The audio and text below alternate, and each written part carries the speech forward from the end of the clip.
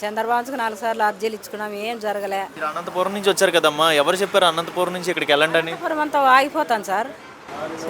ఆయన అంటేను, పవన్ కళ్యాణ్ అంటేను. అంటే ఎవరు మీ పార్టీ జనసేన పార్టీ మాకు కూడా కంపల్సరీగా తెలంగాణలో కూడా రావాలని కోరుకుంటున్నాం అండి. అప్పుడు గత ప్రభుత్వం బాగుందా, గత 5 సంవత్సరాలు? అప్పుడు ఈ ప్రభుత్వం వచ్చాక బాగుందంటే అసలు ఏం చెప్తారండి? ఇది బాగుందండి, కూటమి ప్రభుత్వం చాలా బాగుంది. మెయిన్ పాయింట్ ఏంటంటే సారు జనసేన సారు పవన్ కళ్యాణ్ గారు పార్టీ పెట్టి దాంట్లో కలవటం వల్ల కూడా ఇంకా సీట్లు అదనంగా రావటం కూడా జరిగింది. అందువల్ల మనకి కూటమి ప్రభుత్వం ఇంకా 2 టైం 3 టైం కూడా కూటమి ప్రభుత్వం అవుతుందని మా నమ్మకం. తెలంగాణ నుంచి మేము చెప్తున్నాం. రాబోయే రోజుల్లో మంచి అభివృద్ధి జరిగి పిల్లలకి ఉద్యోగాలు వచ్చి తల్లిదండ్రుల ముందు ఉద్యోగాలు చేసుకునే అవకాశం ఉండిద్ది అంటారా ఏపీలో? ఖచ్చితంగా అండి, అన్ని చోట్ల కూడా ఈ ప్రభుత్వం కావాలని కోరుకుంటుంది. నెక్స్ట్ ప్రభుత్వం మీద అంత నమ్మకం ఏంటండి మీకు? పనులు అవుతాయండి, ఖచ్చితంగా వీళ్ళు చేస్తారు. ఆపోజిట్ పార్టీ వాళ్ళు రౌడీజం చేస్తున్నారు అంటున్నారు. అట్లాంటిదైతే కాదండి. మామూలుగా ఏంటంటే వీళ్ళు ప్రభుత్వం ఏంటంటే నమ్మకం చేస్తారని. వీళ్ళు అంతా ముందు చేసి ఉన్నోళ్ళు కదండి. చంద్రబాబు నాయుడు గారు 3 సార్లు చేసి ఉన్నారు. 3 సార్లు చేసి ఉన్నారు కాబట్టి సీనియరే, జూనియర్ అండి. కొంచెం అభివృద్ధి చేస్తారనే నమ్మకంతోనే గెలిపించారు. నా పేరు డుంబారి రామారావు, విశాఖపట్నం జిల్లా పెందుర్తి నియోజకవర్గం. ప్రజెంట్ ఈ గవర్నమెంట్ మీద మీ ఒపీనియన్ ఏంటి సార్? చంద్రబాబు నాయుడు, పవన్ కళ్యాణ్ గారు పనితీరు ఎలా అనిపిస్తుంది? గవర్నమెంట్ వచ్చాక 8 నెలలు జరుగుతుంది కాబట్టి ప్రజలంతా అర్థం చేసుకోవాల్సిన అవసరం ఉంది. ఎందుకంటే గత 5 సంవత్సరాలు ఈ ఆంధ్ర రాష్ట్రంలో జనాలు ఎంత చిత్రహింసలు పడ్డారో వాళ్ళు గమనించుకోవాలి. ఎందుకంటే ఆర్థికంగా అన్ని అప్పుల పాలు చేశారు, కానీ ఈ గవర్నమెంట్ వచ్చాక 8 నెలల తర్వాత ఎక్కడైతే డెవలప్మెంట్ లేదో అక్కడ డెవలప్మెంట్ చేస్తున్నారు. రోడ్ల అభివృద్ధులు కానీ, సంక్షేమ పథకాలు కానీ అనేకమైనవి కూడా ఇక్కడ చేస్తున్నారు. కాబట్టి ఈ గవర్నమెంట్ ఇంకా 4 సంవత్సరాలు 4 నెలలు ఉంది కాబట్టి ఇంకా ఈ గవర్నమెంటు ఈ ఆంధ్ర రాష్ట్రాన్ని ఒక అత్యున్నతమైన శిఖరానికి తీసుకెళ్ళడానికి కూడా కూటమి ప్రభుత్వం సిద్ధంగా ఉన్నది.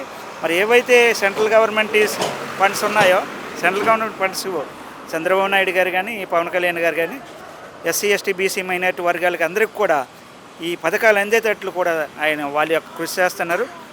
ఈ గవర్నమెంట్లో అయితే మంచిగా ఉంది, అన్నీ సమృద్ధిగా ప్రజలకు అందుతున్నాయి, సంక్షేమ పథకాలు అందుతున్నాయి, డెవలప్మెంట్ జరుగుతుందని మేము విన్నవించుకుంటున్నాం. ఆపోజిట్ పార్టీ వాళ్ళు అంటున్నారు కదండి, ఈ ప్రభుత్వం అసలు ఏం చేయట్లేదు, రౌడీజం చేస్తుంది, అది చేస్తుంది, ఇది చేస్తుంది అని అంటున్నారు. గతంలో అపోజిట్ పార్టీ వాళ్ళు దళితులు ఎంతమంది చనిపోయారో వాళ్ళకు గుర్తుంచుకొని ఒకసారి వాళ్ళు పడుకునేటప్పుడు వాళ్ళు జ్ఞాపకం చేసుకోవాలి. ఎస్సీలు కానీ, ఎస్టీలు కానీ నా ఎస్సీ, నా బీసీ, నా ఎస్టీ అనుకొని జగన్మోహన్ రెడ్డి గారు అన్నారు. ఎస్సీల పట్ల కానీ, ఎస్సీలు కానీ ఎక్కడైనా డెవలప్ అయ్యారేమో అవి చూపెట్టమనండి. ఐటీ మినిస్టర్ లోకేష్ గారు పనితీరు ఎలా అనిపిస్తుంది? గత ఐటీ మినిస్టర్కి ఇప్పుడున్న ఐటీ మినిస్టర్కి డిఫరెన్స్ ఏంటి? అడ్మినిస్ట్రేషన్ ఎలా ఉండబోతుంది? Development, investments వస్తాయంటారు? లోకేష్ గారు అయితే ఒక క్రమశిక్షణ పద్ధతిలో వెళ్తున్నారు. ఈ ఆంధ్ర రాష్ట్రంలో ఒక విద్య అనేది ప్రాముఖ్యం కాబట్టి బడుగు బలహీన వర్గాలకి అన్ని విధాలుగా అందించాలనుకుని ఆయన కోరిక. మీకైతే ఏది మంచి ప్రభుత్వం అనిపిస్తుంది? ప్రస్తుతం అయితే కూటమి ప్రభుత్వం మంచిది, అన్ని వర్గాలకి బాగానే పనిచేస్తుందని. అమ్మా, మీ పేరేంటమ్మా? నాగమ్మ సార్. ఎలా ఉందమ్మా ప్రజెంట్ గవర్నమెంట్ ఎలా ఉందమ్మా? గవర్నమెంట్ బాగుందని మేము వస్తాము, ఏం జరగలే. ఇప్పుడు ఆడ పవన్ కళ్యాణ్కి 4 సార్లు వచ్చినాము, చంద్రబాబుకి 4 సార్లు అర్జీలు ఇచ్చుకున్నాము, ఏం జరగలే. మేము ఎట్లా తిరిగి ఆయన కలసాలని అనుకున్నాము. మమ్మల్ని కలిపే పరిస్థితి చేయండి మీరు. ఆయన పవన్ కళ్యాణ్ గారు మీలాంటి వాళ్ళకి ఏదైనా సహాయం చేస్తారని నమ్మకం అనేది ఉందా మీకు? నమ్మకం ఉండే కదా సార్ వస్తాండేది. మేము ఆ నమ్మకం పెట్టుకునే వారం దినాల నుండి బస్ స్టాండ్లో పండుకునేది, ఇటుకు వచ్చేది. ఆయన చేసేంతవరకు పోము, ఆయన కలిసే పోవాలనుకున్నాము. బస్ స్టాండ్లో ఉండిపోతున్నారు. పవన్ కళ్యాణ్ గారిని ఏదో చూసి ఏదైనా సహాయం చేస్తారు, న్యాయం చేస్తారని చెప్పి ఇక్కడ ఉండిపోతున్నారు. అలాగా అనంతపురం నుండి ఎప్పుడు మేము వచ్చేది, ఆయన ఎప్పుడు కలసాల్లో కానీ ఈడే ఆడ పండుకునేది, పొద్దున్న లేచి ఇటుకు వచ్చేది. ఏదో ఆయన పెట్టిన భోజనం తింటాడాము, పోతాడాము. మాకు న్యాయం చేస్తాడనే మేము వచ్చినాం సార్. చాలా నమ్మకం ఉంది సార్ ఆయన మీద మాకు. తెలుగుదేశం అంటే మాకు చాలా ప్రాముఖ్యం. ఎప్పటి నుంచినో మా తరాల మట్టి తెలుగుదేశంలోనే పోతాడాము. ఈ పొద్దు ఆయన కూడా అక్కడ ఉండేవాడే కదా. అది కాదమ్మా, మరి ఇప్పుడు ఈ ప్రభుత్వం వచ్చింది కదమ్మా, మీలాంటి పెద్దవాళ్ళని, వయసు వాళ్ళని అందరికీ సాయం చేస్తారా? వీళ్ళు కూడా ఇలాగే చేస్తారంటారా? పెద్దవాళ్ళని సాయం చేస్తారని అందరూ పేపర్ కూడా ఇస్తాడాడు, అన్నిట్లో ఇస్తాంటేనే మేము కూడా ఆయన నమ్ముకొని ఆయన న్యాయం చేస్తాడనే వస్తాడాం ఇంటికి. మరి ఇప్పుడు కమింగ్ టు అమ్మా, మీరు అనంతపురం నుంచి వచ్చారు కదమ్మా, ఎవరు చెప్పారు అనంతపురం నుంచి ఇక్కడికి వెళ్ళండి అని? అనంతపురం అంతా ఆగిపోతాను సార్. ఆయన అంటేను, పవన్ కళ్యాణ్ అంటేను. అంటే ఎవరు చెప్పారమ్మా అంత దూరం నుంచి ఇక్కడికి రమ్మని ఎవరు చెప్పారు సార్? మేము ఓట్లేసిన వాళ్ళు మా తెలకుండా ఎట్లా పోతుంది సార్? అంటే ఇక్కడికి ఏదైనా సాయం చేస్తున్నారు, ఇక్కడికి ఏదైనా రెక్టిఫై చేస్తున్నారు చేస్తాడని అందరూ అనుకుంటా అంటేనే వచ్చినాము. మాది మంగళగిరి పోయినారంటే మనకు ఖచ్చితంగా పనులు అవుతాయి.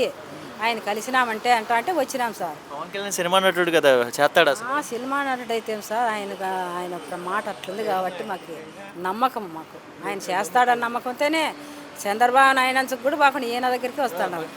పింఛన్ 4,000 చేసినారా మీకు? చేసినారు సార్. అంటే గతంలో మీకు ఎంత వచ్చేది పింఛను? అప్పుడు ఎంత వస్తాడు అటుంటే ఎక్కించినాడు అయిపోయి. చెప్పిన మాట మీద నిలబడి 4,000 చేశారు ఈ ప్రభుత్వం. చేసినారు సార్, 4,000 చేసినాడు. అంటే వాళ్ళు వచ్చేస్తున్నారా, మీరు వెళ్ళి తెచ్చుకుంటున్నారా సచివాలయంలో? ఇండ్ల కాడికి వచ్చి ఇచ్చిపోతాడారు సార్. మాకు ఇంకేం లేదు సార్, ఆ పింఛన్తో బతుకుంటాడాము మేము. ఇల్లు ఇప్పిమని అడుగుతాడాము ఆయన్ని, ఇంకేం లేదు. ఓకే, గతంలో వైసీపీ ప్రభుత్వం ఉన్నప్పుడు ఇల్లు ఇచ్చారంట కదమ్మా? మాకు ఇల్లేదు సార్, ఇచ్చింది దాంట్లో కారంలో ఉంటుంది, నాకు ఇల్లే ఇచ్చింది లేదు అప్పుడు. ఈ ప్రభుత్వం వచ్చాక ఏమైనా ఇస్తారంటారా చంద్రబాబు నాయుడు? ఈ ప్రభుత్వానికి ఇస్తారనే పెట్టుకున్నాం సార్. చంద్రబాబు నాయుడు ఇచ్చేది కాదు సార్. మా కొడుకులు మమ్మల్ని అన్యాయం చేసి మాకుండే ఇండ్లు బిక్కొని తలం బిక్కొని 3 అంతస్తులు కట్టుకున్నారు. అది మాకు ఇవ్వడం లేదు. ఒక పోసన ఏమంటే ఇలే. ఇప్పుడు మీరు ఎక్కడ ఉంటున్నారు? అద్దెలో ఉంటున్నారా? బాడిగింట్లో ఉన్నాం సార్.